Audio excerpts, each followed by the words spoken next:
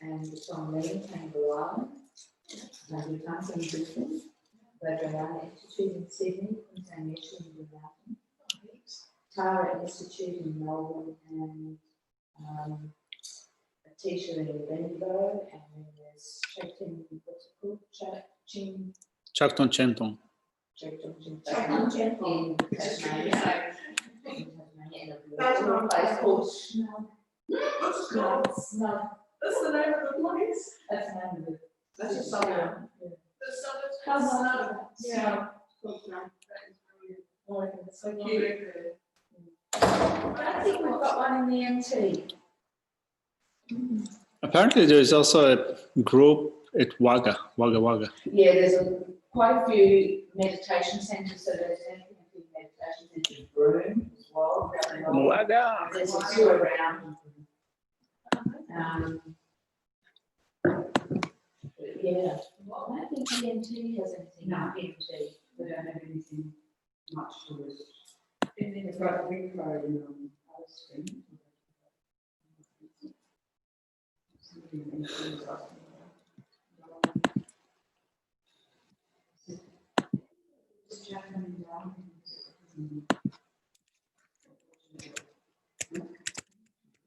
No, but there's the nearest.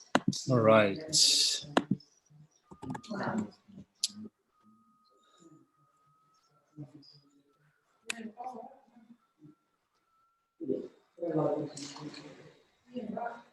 All around the country? All around the world. Heal the world. Heal the world. Yeah, feed the world. What was that song? Stop the world. I want to get off. All right. What?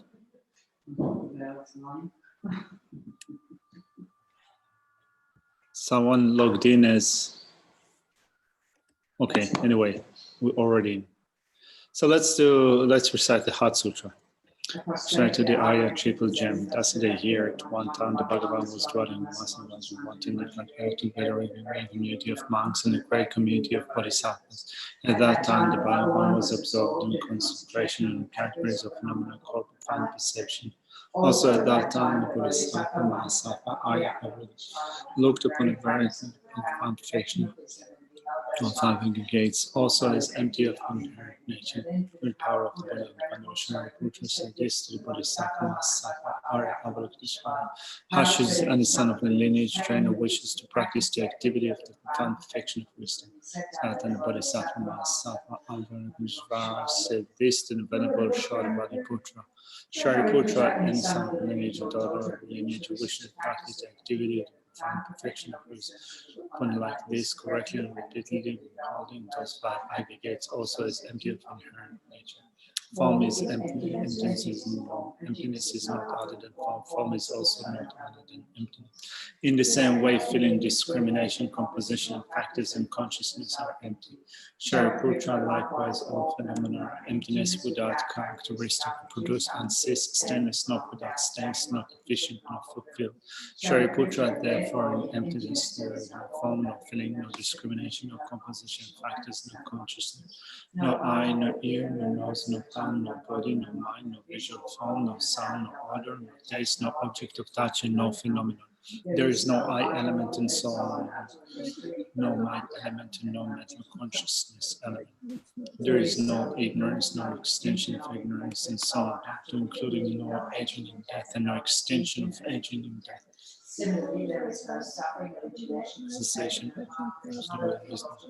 no attainment, and also no because there is no attainment, suffers relying on divine perfection of wisdom, without obscurations and without fear, having completely passed beyond error to reach the end point of Nirvana. All Buddhas who dwell in three times also manifestly completely awakened and surpassable, perfect, complete enlightenment, in reliance on the perfection of wisdom. Mantra of the perfection of wisdom, the mantra of the great knowledge, the unsurpassed mantra, the mantra equal to the honor. The mantra that thoroughly pacifies all suffering should be known as the truth, since it is not false. The perfection of wisdom is declared to Tata, Paragate, Parasamgate, Bodhisattva. Shariputra the Bodhisattva Mahasaya, training perfection of wisdom like that. Then the Bhagavan observes concentration and commended the Bodhisattva Mahasaya. Said, well said, son of the lineage, it is like that, it is like that. To practice the perfection of wisdom, just as you indicated. Then the Bhagavan Safa Avalokiteshvara, those surrounding in the entirety along source and Gandhava's word, which are in holy praise outspoken by the Bhagavan. That's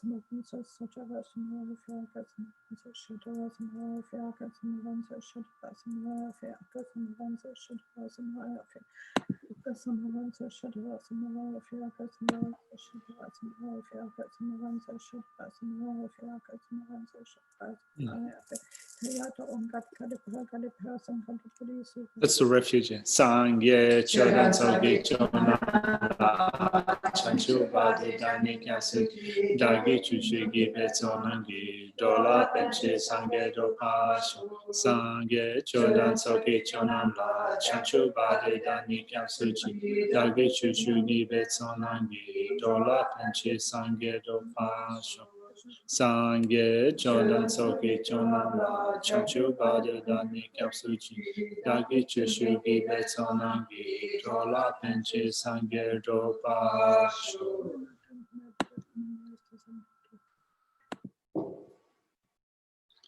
All right, good afternoon, everybody.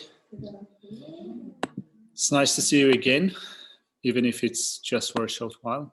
Is it for a short while? It's an hour. All right, what are we gonna do today? So we're gonna, sorry? Rejoice, yeah. We might rejoice in the virtues of ourselves and others. So I thought of starting to look at the 46 secondary offenses, which are part of what we need to train it in order to guard the Bodhisattva vow. I mean, we don't need to train it to 46 secondary offenses. We need to train it avoiding the 46 secondary offenses. So I thought of starting with that today. Obviously, as there are 46, it will take us some time. I think that actually it's quite nice to do them, to pace yourself in doing that and not do them all in one go. Gives you some time to integrate and also to think about them if you need. So we'll start doing that today. And then we'll speak a little bit about rejoicing and some sundry things related to what we've covered today. Since we haven't covered a great distance today, so I don't have too much to say, but maybe you guys have a lot to say. So let's see how it goes. Have you got any questions? You look like you're undecided if you have a question or not have a question. Yes, I'm not sure if I've formulated it correctly yet. Mm. I can try. But just when Geshe was talking this morning about rejoicing in our own virtues, so where's the fine line between rejoicing in virtues and actually not being proud of something really good that you have done its virtues? Like, where is that fine line? Okay. To make sure we're not praising ourselves or being proud. Praise the Lord, which is me myself. Yeah. Praise the Lord, which is me myself. So I'll just repeat the question for the people at home that might not have heard you. So Geshe spoke today about rejoicing in the virtues of ourselves and others. So when we look at rejoicing the virtues of ourselves, then what is the fine line? It seems that there is a fine line between being proud of acting virtuously or just rejoicing in them, So how do we distinguish between them? How do we make sure that we do not fall prey to becoming proud? So to rejoice in virtues means just to think that was an excellent thing to do. Right? So I think that it's as simple as that, to feel happy about being able to do a virtuous action. So you don't need to add something to that. that is different to just thinking that was an excellent thing because it's virtue. Pride is a lofty state of mind, which means that we see ourselves as being elevated than others. I mean, there are different types of pride. One of them is pride of superiority, in which we think that we are doing better than others. But there are also other types of pride. But altogether, it is a lofty state of mind. So I think that you can think that was an excellent thing to do without developing that lofty or elevated state of mind. Maybe I'll pull just for a second. Let's see if we look at the definition of pride for mind and mental factors, if we can maybe, if it gives us something more to work with. So I'll put a chart on the screen.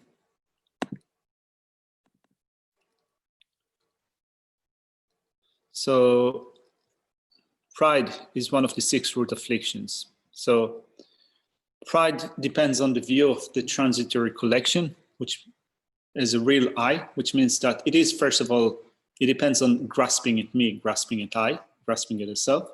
And it has the aspect of a puffing up of the mind upon observing one's own wealth, qualities, youth, and so forth.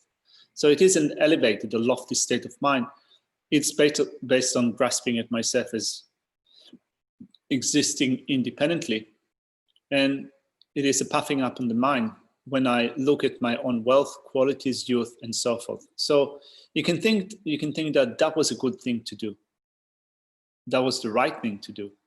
But it doesn't have to be a puffing up of the mind. I mean, puffing up of the mind is quite an obscure term, isn't it?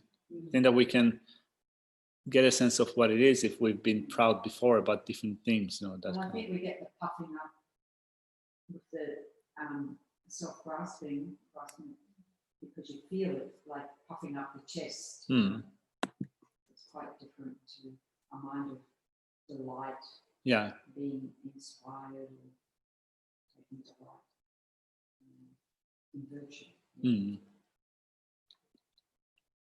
Does it help? Or? Okay. So let's look at let's start to look at the 46 secondary offenses. But before we do that, we say that when you look at the 3 tiers of vows, so we have, first of all, the Pratimoksha vow, the vow of personal liberation, which are mainly focused on physical and verbal activities, which means that we mainly wish to abstain from physical and verbal actions, certain forms of them. Then we say that as we then transition, or as we then take on the Bodhisattva vow, and then the Tantric vow, we move to vows that focus more on mental activities. And with a mantra vow, it seems that it's predominantly a vow in which you abstain from certain mental things. But with the Bodhisattva vows, it is also said to be that you then mainly abstain from certain mental activities. But then looking at the 18 root downfalls, it seems that still we avoided things that are mainly physical and verbal, right? Praising oneself and belittling others, not sharing my wealth or the Dharma, forgiving to accept apology, and so on. Not forgiving. Refusing to accept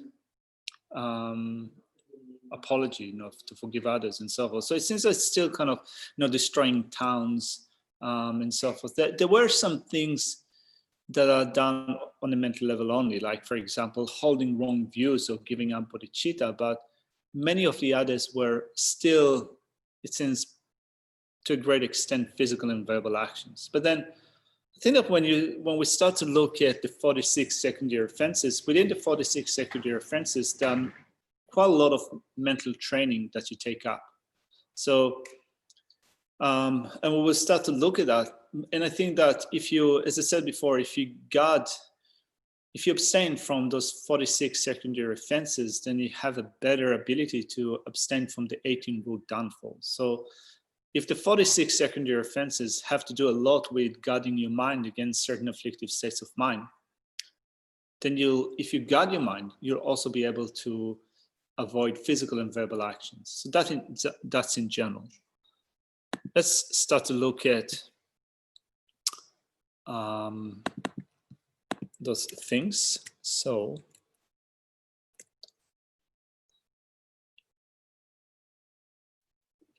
"46 secondary offenses. The first one says, if a day passes without worshipping any of the three jewels with the three jewels, that is, by prostrating your body, praising with the speech, and having a clear mind, recall their qualities, it is a secondary offense of not worshipping the three jewels with the three doors."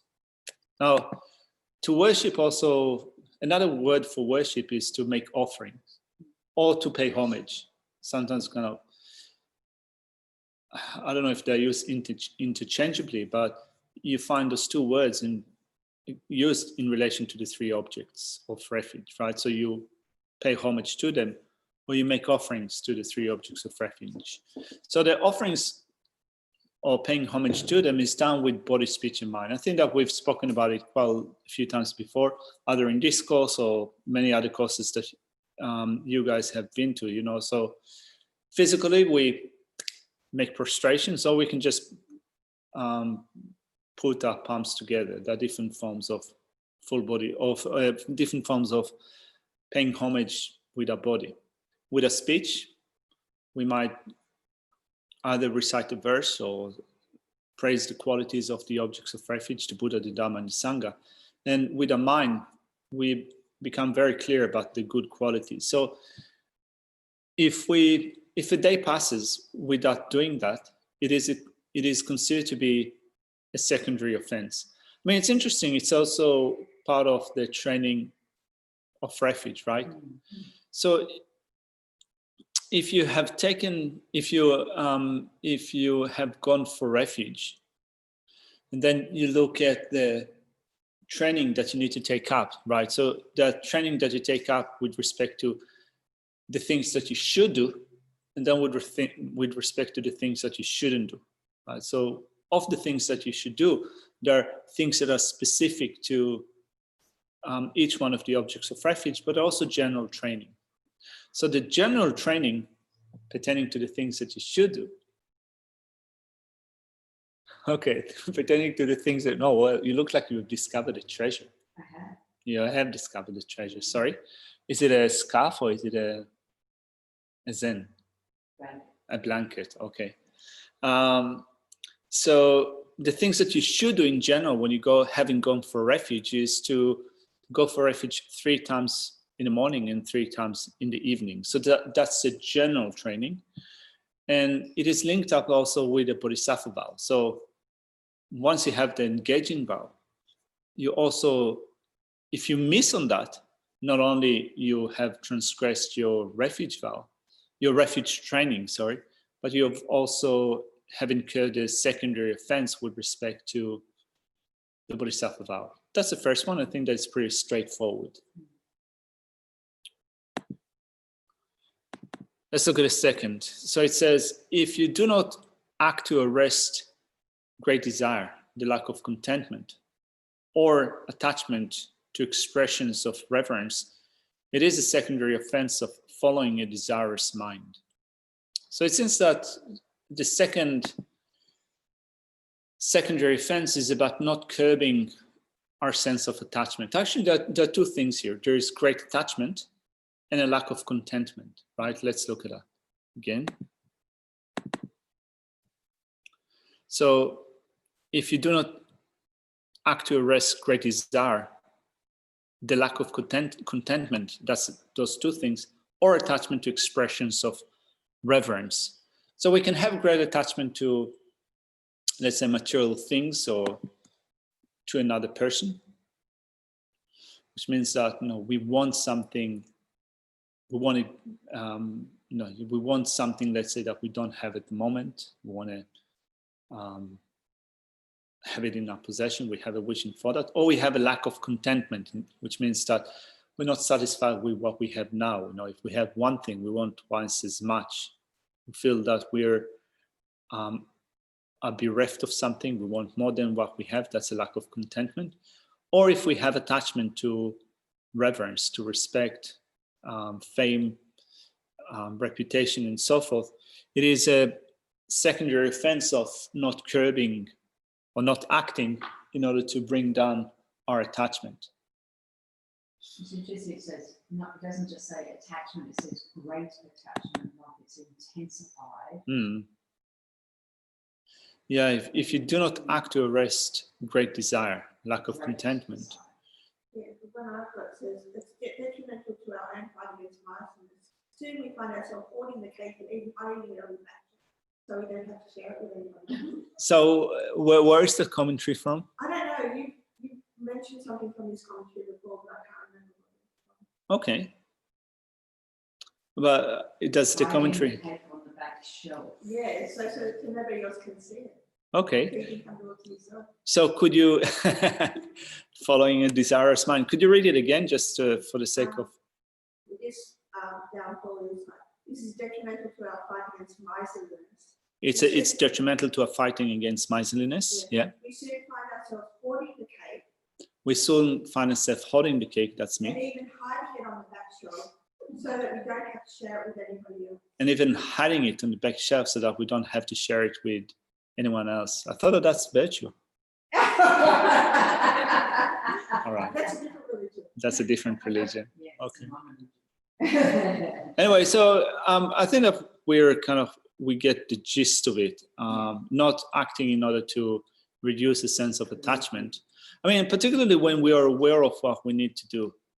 After some time, when you have spent some time in study and reflection, and you have a better ability to recognize your mental tendency, and you recognize that there is an afflictive state of mind, you know that there is an attachment, a sense of attachment present, and you don't do anything to reduce that sense of attachment, it is a secondary offense of following upon great desire. How do we call it?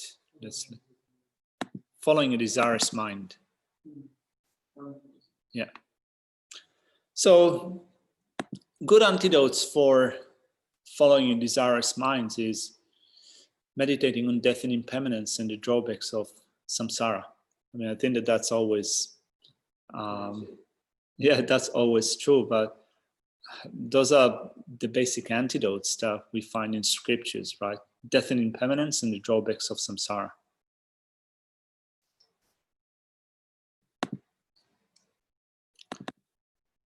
Now the third one says, if you do not show respect, such as esteem and so forth, to a senior practitioner of the mind of enlightenment who has good qualities and is worthy of esteem, it is a secondary offense of not respecting elders.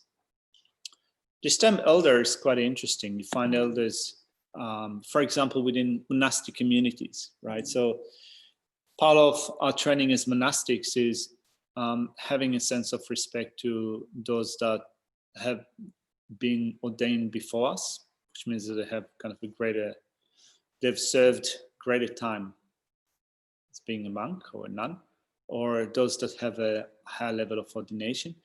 I mean, sometimes I think that it's pretty challenging for some of us, particularly when we have that sense of, I know what needs to be done, or I know what's the correct thing. You don't tell me what to do, or, you don't tell me where to sit, or, I can do this thing alone, or what have you.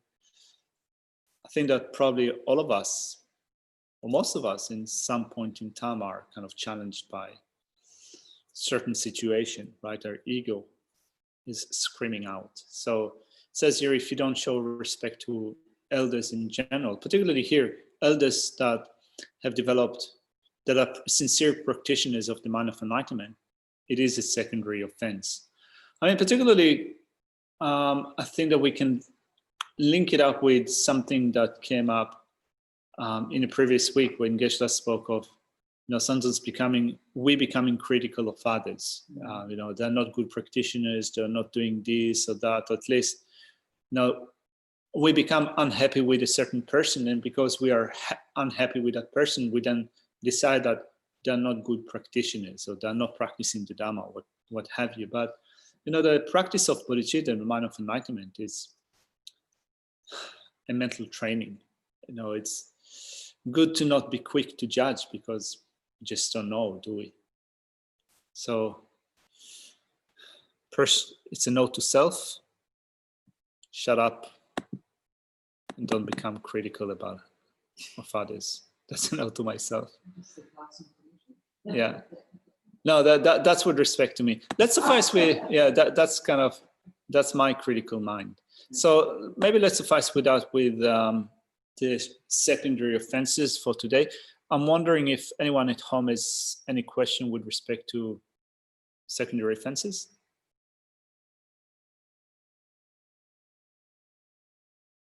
Okay. If no questions, let's look at rejoicing. So I have,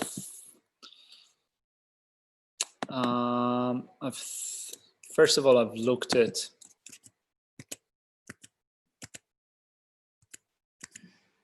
or is it, sorry, just a second.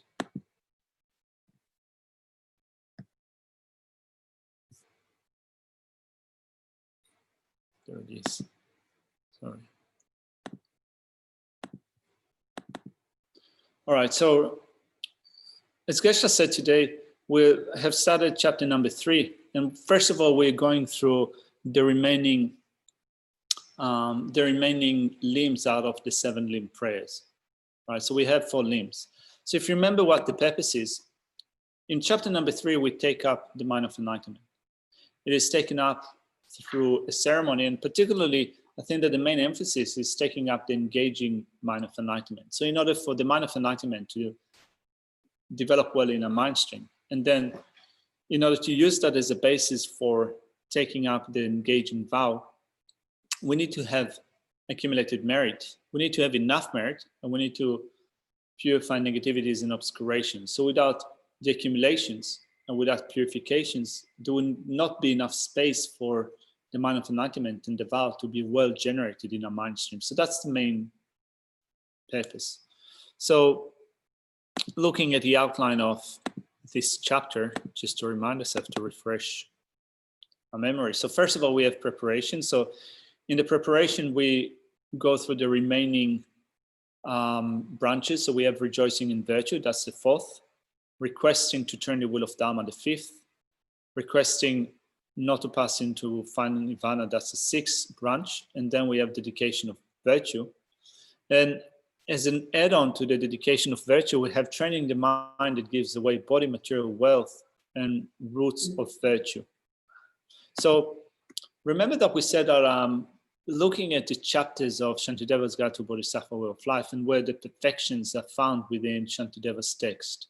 So we have ethical discipline, the perfection of ethics that I can say is probably mainly taught in chapter 5. In chapter number 4, we already kind of start to deal with that when we cultivate conscientiousness with respect to the training. But mainly in chapter number 5, we have teachings on the perfection of ethics. Then chapter number 6, patience. 7, joyous effort. 8th chapter on meditation. And the 9th chapter is the chapter on wisdom. So the question was, where do we find generosity, the first perfection? Well, we find it all over. But here, chapter number 3, we have the practice of generosity in which we give away a body, material wealth, and roots of virtue, which is also a good thing to use when you practice a Tonglen meditation on giving and taking, right? So we can also use this material for a meditation of Tonglen. Then, so that's the preparation section of chapter 3. Then we have the actual 2 verses in which we take the mind of enlightenment. And then the concluding actions, which is, again, we kind of cultivate joy, we dedicate it for the purpose of ourselves and others. So then, first of all, we have rejoicing in virtue. That's the 4th limb. We have rejoicing in the virtues of the causes and effects of higher rebirths, of new liberation, and for and effects of unsurpassable enlightenment. So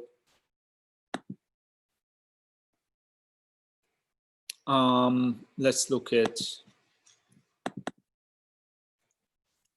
think that this is also quite straightforward. So don't need a lot of time on that. So rejoicing in the virtues that are the causes of higher status and in their effects. It says, in the virtues that give respite from the sufferings of the lower realms of all sentient beings, and in the abiding in happiness of them that suffer, I rejoice with pleasure. Now, Kerry asked a question to Geshe in his session. And in the other commentary that we're using, there is a really nice explanation of what's the purpose of dedicating a virtue for temporary states.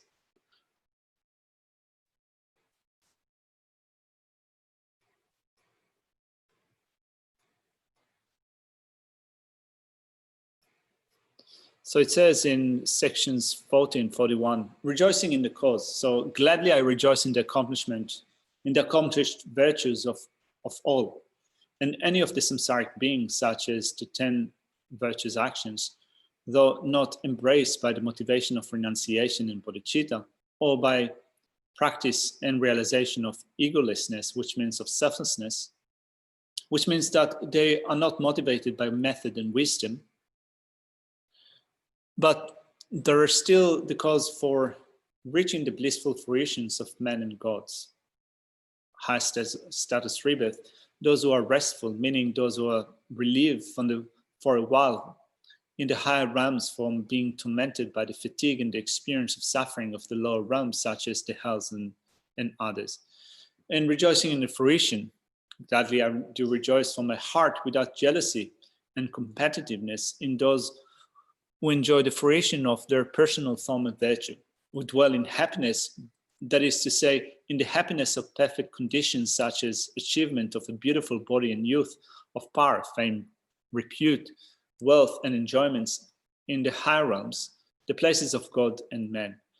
Though the places of gods and men have temporary happiness, if you compare them with the 3 lower realms, they're still infused with suffering because they are endowed with all the 3 types of suffering: the omnipresent suffering in the making, the suffering of change, and the suffering upon suffering. So altogether, I think that it's almost similar to what Geshe says. There are a couple of differences, but since that it says here that you rejoice in the virtues of those that create the causes, or you rejoice in the causes for higher status rebirth because they bring temporary respite from suffering. And temporary respite is good enough, right? It's good enough for, you think to yourself, it's good because you get some temporary reprieve from suffering. And also you can rejoice in higher status rebirth as human beings. So it's good for, again, getting a temporary reprieve from suffering. So even though Kerry said that kind of it seems that at some point that virtue will be exhausted and it is pitiful, it's still a good thing that sentient beings avoid suffering. But on top of that, you can say that rejoicing in a human rebirth, for example, that has favorable conditions, you can rejoice in someone having at least favorable conditions to work with. And with that, you can not only include the Buddhist tradition, but anyone that does good. Any positive action, any virtuous state of mind is a temporary protection from suffering. So if you're Buddhist, if you're non-Buddhist, if you follow another religion, if you're completely secular, whatever positive action you perform, it does provide us with a temporary reprieve from suffering. In the future, it will result in some form of pleasure, comfort, and so forth. So therefore, it's good. In the great scheme of things, particularly as Mahayana practitioners, anyone avoiding even a small bit of suffering is for us something to rejoice. Well, we also say that if any virtue that arises is a blessing of the Buddhas, then even whether people believe or don't believe or so forth, you can think about it like that as well. Yeah. Actually, I'm kind of, it'd be nice. I'm looking forward for, again, reading or engaging with that study of the unsurpassed continuum, which kind of states that there is a proof for all sentient beings having a Buddha nature. And the first part of the proof, or the second part, says that because the virtues, the Buddha Dhammakaya is always engaging the minds of sentient beings. And the proof for that is that any virtue in our mind is an indication of the Buddha's Dhammakaya engaging with sentient beings. It sounds pretty inspiring on one hand, but still, in some sense, we need to think about it, what it means. Right? Any virtue in our mind is a Buddha activity. The Buddha's Dhammakaya engaging with sentient beings. So that's rejoicing in the virtues of that bring about higher status rebirth, and in higher status rebirth, which are the effects. Then the second verse is rejoicing in the virtues that are the causes of mere liberation and their effects. So I rejoice in the accumulation of virtue that becomes the cause for enlightenment. Now, Geshe made a comment in his session, and I wanted to just elaborate on that, just a little bit, a small elaboration on that. He said that the enlightenment of hearers, enlightenment of solitude realizes, and great enlightenment. So I just wanted to make that clear for those of you who haven't had it before, because normally we just speak about enlightenment, right? So there are three types of enlightenment. In general, when we speak about enlightenment, we normally refer to the Buddha's enlightenment. But when you look at that more closely and more in details, there are three types of enlightenment. There are the small enlightenment, the middling enlightenment, and great enlightenment. So the small enlightenment is the enlightenment of hearers. The middling enlightenment is that of solitude realizers.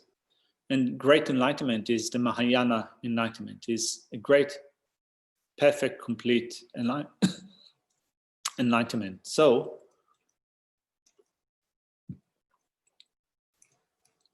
you might wonder, why are they called enlightenment? Well, to begin with, a hearer's enlightenment and a solitude realizes enlightenment involved with their attainment of the state of liberation. Right? So a hearer Arhat, a solitude realizer Arhat, have attained their own states of enlightenment. So why do we call them enlightenment?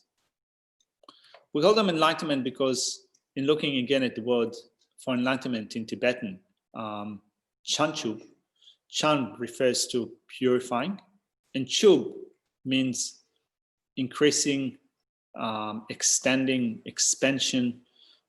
It also means comprehension. So what is purified within the first word for enlightenment, Chang, for hearers and solitude realizers, are afflictive obscurations. So they have attained a state of liberation because they have eliminated afflictive obscurations. The second syllable is Chub, which means expansion or comprehension. So you can say they have expansion in good qualities that is related to the second meaning of the word Chub, which is comprehension, particularly comprehension of reality. So hearers and solitude realizers have to realize emptiness perceptually. This is a position of the consequent school of thought within Buddhist philosophy. Hearers and solitude realizers, Aryas, have necessarily realized emptiness perceptually. So they're expanding their realizations. And since they have eliminated afflictive obscurations and they have expanded their realizations, they have a perceptual realization of reality, you can call that state enlightenment. So just did a kind of a brief chart. It's not adding anything to what I've said now, but I think that it's just maybe presenting it in a chart format that makes it easier sometimes to remember. All right, ta-da. The three enlightenment. We have the hearer's enlightenment, solitude realizes enlightenment, and Mahayana enlightenment. In order to attain a hearer's enlightenment, the object of abandonment that needs to be eliminated is afflictive obscurations. And the same thing applies for solitude realizers, right? You have to eliminate afflictive obscurations in order to attain the solitude realizers enlightenment. If you're here, you eliminate afflictive obscurations, you attain the small enlightenment. If you're a solitude realizer and you eliminate afflictive obscurations, you get the middling enlightenment. That's the solitude realizers enlightenment. And if you're a Mahayanist, your object of abandonment are the two obscurations, afflictive and cognitive obscurations. And what you get from that is great enlightenment. We have so Gompo says that he can only see the refuge prayer, he cannot see the chart. Oh, that's it. I hope that now you can see the chart. That's it, thank you. No worries. So, I'm wondering if you have any questions.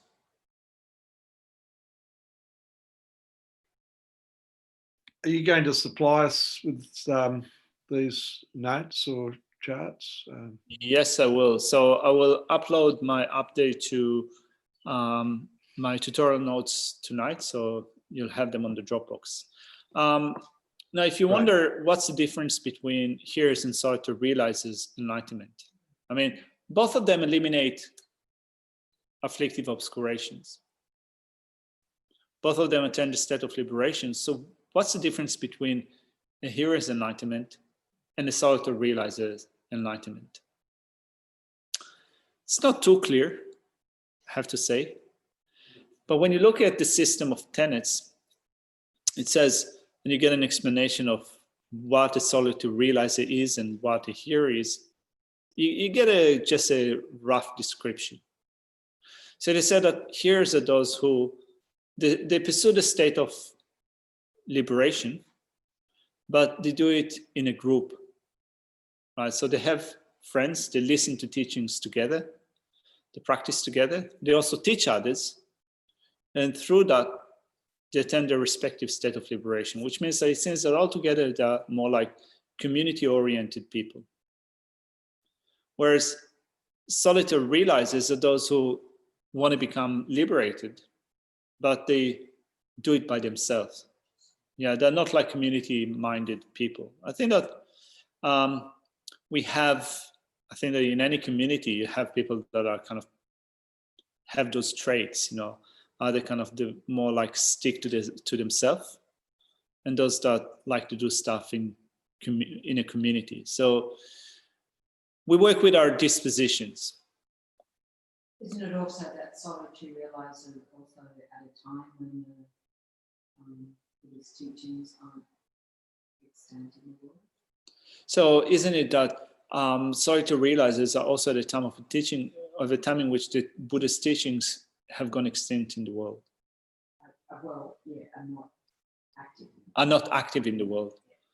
I would suppose so. Yeah, you know, it sounds like when the Buddhist teachings will come to this great degree of declination, there would be just kind of probably small pockets of practitioners, and some of them might be practicing all alone, you know, pursuing the path all alone. I mean, sometimes kind of, you could even think of, you know, we in the West sometimes are stuck being isolated from communities. You know, you have people that discover interest in the Buddha Dharma, but because of our physical circumstance, we cannot really engage with a community, or the community doesn't exist at all around us. I wouldn't say that therefore we are of a solitude realizer disposition, but it's more like that's the given situation. Anyway, so that's a rough difference between, in the description between hearers and solitude realizers. Now it is said that because of those different dispositions, you also will have a different extent of accumulations. So hearers will have a smaller accumulation of merit, which means that they will work on that accumulation of merit for a lesser duration. Whereas a solitary realizer will have a greater duration of amassing merit, amassing the collections. I mean, not only merit, but you could say that if they amass merit for such a long time, they will also amass exalted wisdom, exalted knowledge for a longer time. So altogether, the building of the collections for solitary realizers is done over a longer period. So they have a longer accumulation, a bigger accumulation. And because of that, they attain the middling enlightenment, not the small enlightenment. Then on the other hand, teacher, guru, and so forth, and I think His Holiness said one time when asked about that, he said, no, you don't need the guru, but it saves a lot of time. So where are we going with that? It's a good question. So to realize it's just by the virtue of having no spiritual teachers. So it's actually an interesting point to think of. I think that if you rely upon a spiritual teacher and you rely upon a spiritual teacher correctly, they save you a lot of time of trial and error. Yeah. Not only they save you a lot of time of trial and error, there is also the virtue of training in faith, also training in your mind in coming to see them as a Buddha in actuality, through them receiving the blessings of the Buddha and so forth. So indeed, you have quite a lot of merit that you accumulate just from doing that. With solitary realizers, it seems that maybe there will be more time of trial and error, or maybe kind of you'll just nail it from the beginning. But I think that if you're so determined to follow through the path, even if you don't have those people that you take inspiration from, you have to basically inspire yourself and be so persistent in doing what you need to do, then it seems that this kind of, you have to work harder, and when you work hard, there is a greater merit. So I think that you can look at that from you can look at those two situations and think that, yeah, there is a great merit when you follow a teacher, but also there's a great merit if you have to do it by yourself and you still stick to the game plan and you work harder. I mean, it's much harder to work when you don't have someone to inspire you, to push you, to point you. Presumably the Buddha did both. Mm. In terms of following the original Brahmin teachers, yeah, up to a point that they could get him and with others, and then he went off on his own. Yeah, and then he became enlightened. So it wasn't a solitary realizer, although you could say that he practiced something that was similar to here. He practiced something that was similar to solitary realizer, but then he also followed a path that led to the state of Buddha, to the state of complete enlightenment. Anyway, I think that the question is one of the questions that I had in my mind was, if you attain the small enlightenment and the great enlightenment, the small enlightenment of a here, or the middling enlightenment of the solitary realizer, and both of them mandate the elimination of afflictive obscurations, then what is the difference in terms of the result? I mean, we call one small, the other the middling, but in terms of the result, you're still dwelling in that state of lasting happiness. So is there more that can be said with respect to the result? If you've accumulated more merit, if you start to realize that, this is at least how the text says. It says that you have a greater amount of collections that you have amassed because you have done it for a greater duration. Then do you experience a high level of happiness, a higher state of bliss? Or you get kicked out to the path of enlightenment quicker? It's a good question. I mean, I haven't seen any reference to that. It just says that one is better than the other, one is higher than the other. I guess that maybe that's part of it. Maybe if you have accumulated a greater degree of accumulations, you have more favorable conditions to then engage with the Mahayana path.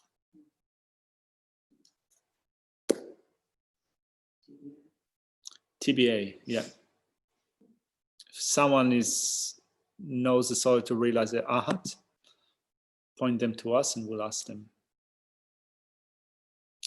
All right, then No, this is not what I wanted. Let's look again at the text. It's not this one. This.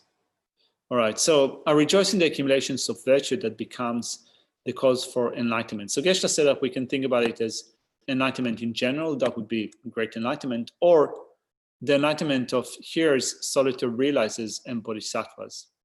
So it says, I rejoice in the accumulation that becomes the cause for their enlightenment. I rejoice in the definite liberation of embodied beings from the sufferings of cyclic existence. And then we have rejoicing in the causes of higher enlightenment and their effects. Did we read through that today or not? I don't think so, have we? Verse 3. Verse 3. Let's read through that anyway. No, we can get past 2.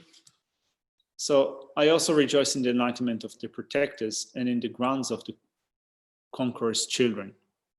In the ocean of virtue that is the mind generation, which works for the happiness of sentient beings, and in the actions benefiting sentient beings, I rejoice with pleasure.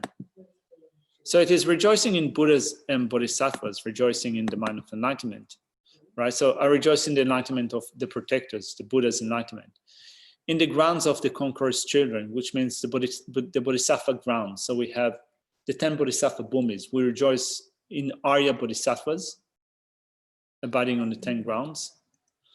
We rejoice in the ocean of virtue, that is the mind generation, which works for the happiness of all sentient beings, and in the actions benefiting sentient beings, I rejoice with pleasure. So it's like rejoicing in Buddhas, Arya Bodhisattvas, the mind of enlightenment, and all the activities that they enact for the welfare of others.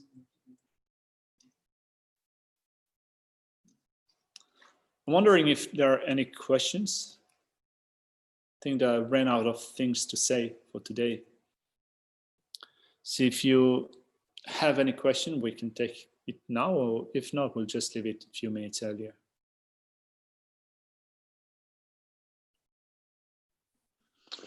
Yeah, Venerable Caster, this is Terry.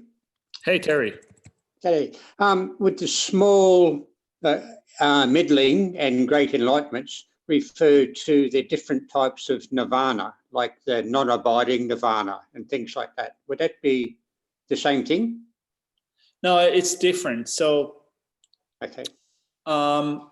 So we have 3 terms that are used for nirvana. We have nirvana with remainder, Yeah. nirvana without remainder, and non-abiding nirvana. Now, there is a common way of explaining them, which is common to all schools of thought from the Madhyamika, Svatantrika, and below. And then you have the unique explanation of the Madhyamika Prasanka school of thought of those terms. But I think that since normally we speak about the lower schools of thought, not the Prasanka school of thought, so let's mention it now so that we don't get confused with the Prasangika. So the first 2 types of nirvana, nirvana with remainder and nirvana without remainder, are nirvanas of Hinayanist. So let's say that you, according to at least the Hinayana tenets, you develop renunciation, then you progress along the stairs of the path, you realize emptiness perceptually, and you make your way along the 5 paths until you attain the path of normal learning, a Hinayana path of normal learning. So suppose that I do that, right? Suppose that I am thinking that I'm going to attain a state of liberation. Currently, I have this body that I received from my parents, but it is also involved with ignorance and karma and afflictions, right? So this is a contaminated, appropriated aggregate. Maggie seems to be like giving up. No, this is a body of suffering. This is a body of suffering. Yeah. Yeah. Contaminated, appropriated aggregate is definitely not a good thing. This is the third type of suffering. Yeah. Yeah, pervasive suffering of conditionality. So then I'm working my way through the different paths, path of accumulation, path of preparation, path of seeing, path of meditation. I'm using this body, and also I'm using my mind. At the end, my mind attained a state of liberation, but I still have this body that came from before. So I've attained a state of nirvana, but I still have this body. So it is nirvana with remainder, something that remained from before.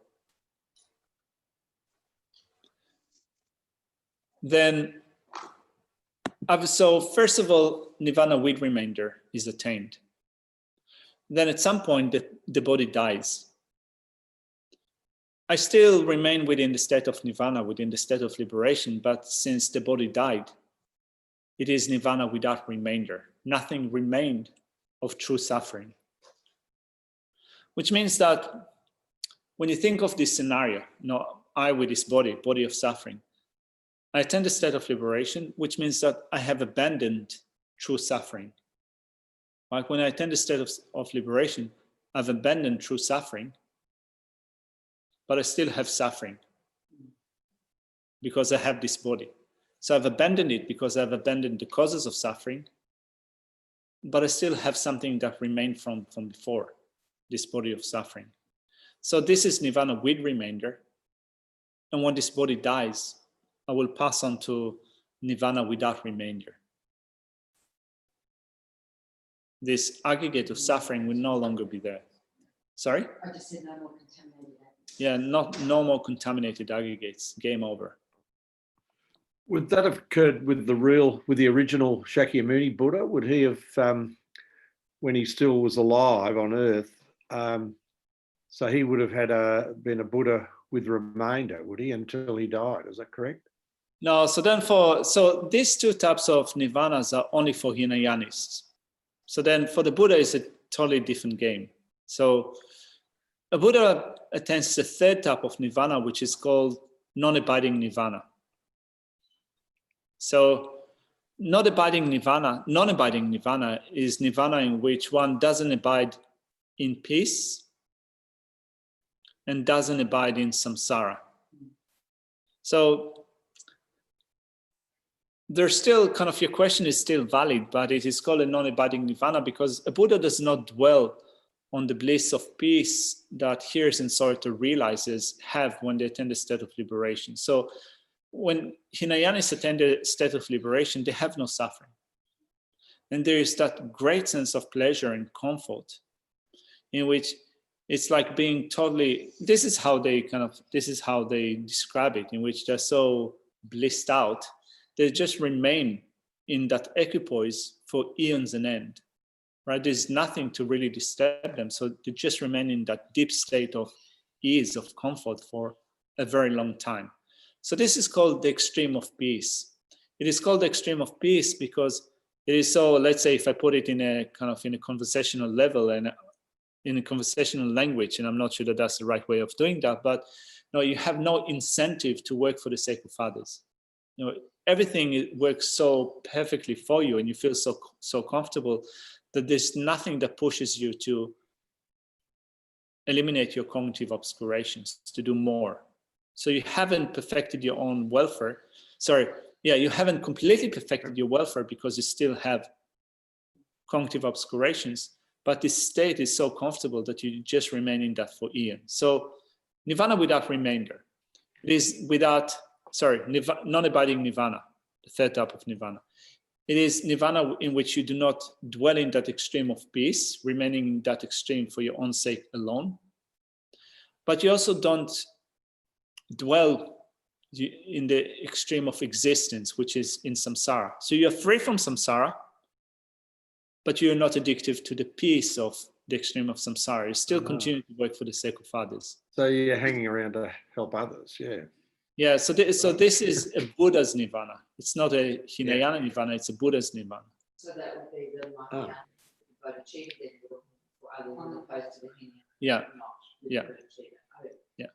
Now, then to get back to your question, Graham, so what happened with the Buddha Shakyamuni, when he passed away? Well, according to the Mahayana Sutra, I guess that even more so with the Mahayana Tantra, when a bodhisattva attains the first ground, the body starts to transform, or the aggregates transforms. So rather than speaking about a body such as this, they attain a body in the nature of mind. It is called a mental body. And this is the body that they use for attaining the state of Buddha. So what about Buddha Shakyamuni? Well, he attained the state of Buddha, and obviously he had other bodies. So he had a body in the nature of mind, but still, for the sake of the disciples that were there at the time, who couldn't see a body in the nature of mind, what they could see is the body that the Buddha had before. Mm-hmm. Will you call that body a body of suffering? I don't think so. No. But it is the kind of body that the Buddha had in order to display certain activities for the sake of the disciples, such as, for example, the activity of getting old, getting sick, and at the end dying. Was that what you wanted to say? Yeah, I think it makes sense to me that he would do that in order to show the ultimate. Even though he could teach perfectly, his body was a way of teaching also, to sort of explain to them that basically death is, when you have a physical body, the death is inevitable.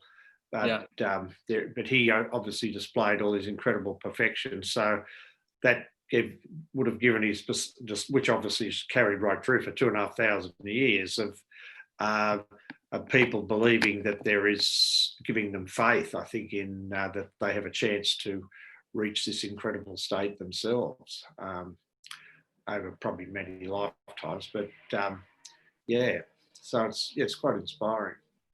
So I guess this question still remains whether after the Buddha attained enlightenment and before he passed away, whether you would call this Buddha body that other people saw, whether you call it a body of suffering. I don't think so, but maybe we can put it to Geshe-la and ask him. Yeah, that's a good question, I think. Yeah, maybe we're saying the aspect of suffering, but not a Buddha, not a body of suffering. So just kind of, before we just wrap up this session, just to go back to Terry's question. So we spoke about here is nirvana, here is enlightenment, and so to realize is enlightenment. So in the connection between that and the 3 types of nirvana. So when here and so to realize is attain the respective states of enlightenment, the small and middling enlightenment, they attain first of all nirvana with remainder, and the next step is attaining nirvana without remainder. All right, so I'll put the prayers on the screen. Thank you very much, everyone. Thank you, Katsu. Yeah.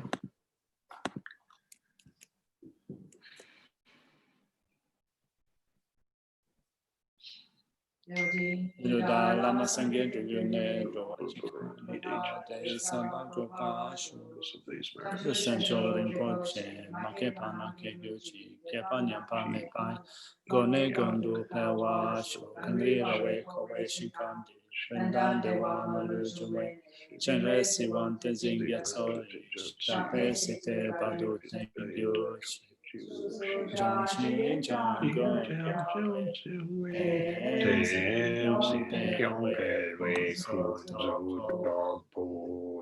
Chosung Ko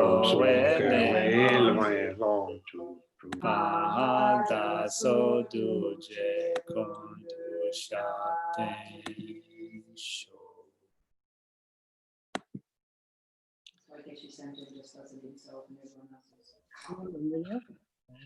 Thank you very much, everyone. Thank you. Thank you. Thank you. See you tomorrow. See you tomorrow. Peace and love. Thanks, Scott. Thank you. Thank you. Thank you. Thank you. Thank you.